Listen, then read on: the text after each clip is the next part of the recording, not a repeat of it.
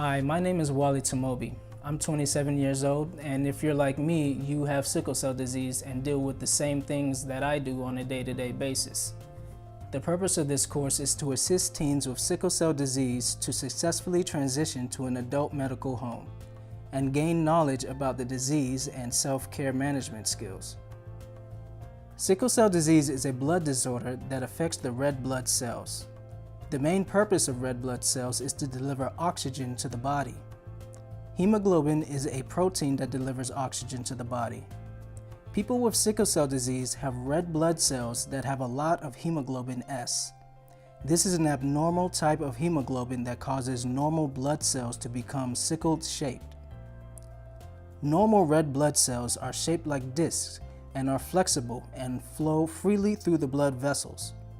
Sickled red blood cells are shaped like bananas and are sticky, stiff, and rigid. What is the difference between a normal red blood cell and a sickle cell? They clog the body's blood vessels and prevent less blood to reach that part of the body.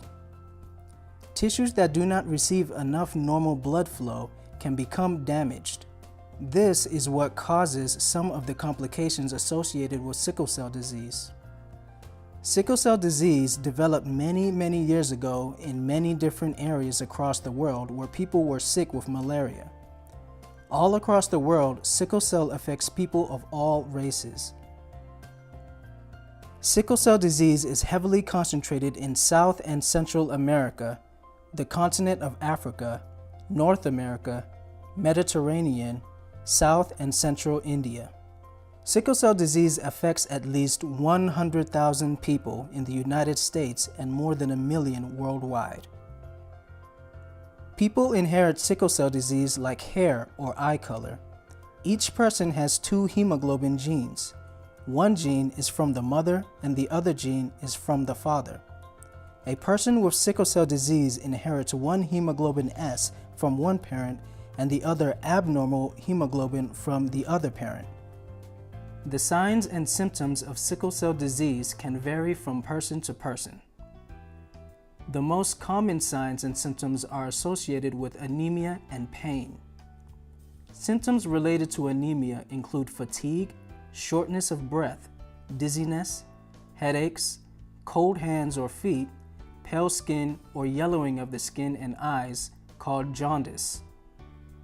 Pain can occur anywhere in the body such as the arms, abdomen, chest, back, and legs. There are 2 forms of pain, acute and chronic. Most people with sickle cell disease experience acute pain. Acute pain is usually short-lived. It can last for hours to weeks. Chronic pain can last for weeks to months. Chronic pain can interfere with daily activities. People with sickle cell disease are usually anemic because they do not have enough red blood cells and hemoglobin. Sickle cells do not usually survive as long as normal red blood cells. A normal red blood cell lives about 3 to 4 months. A sickle cell red blood cell lives about 10 days. Hemoglobin level in hematocrit, the percent of whole blood that consists of red blood cells, makes up the laboratory test called the complete blood count, or CBC.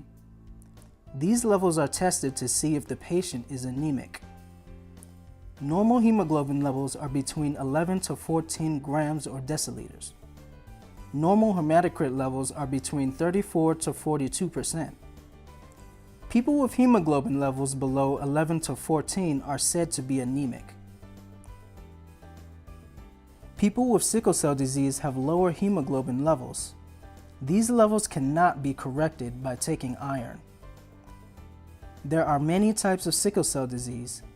The most common types of sickle cell disease in the United States are hemoglobin SS disease, hemoglobin SC disease, and hemoglobin sickle beta thalassemia disease. Do you know what type of sickle cell disease that you have? The different types of sickle cell disease will be discussed in more details in a different module.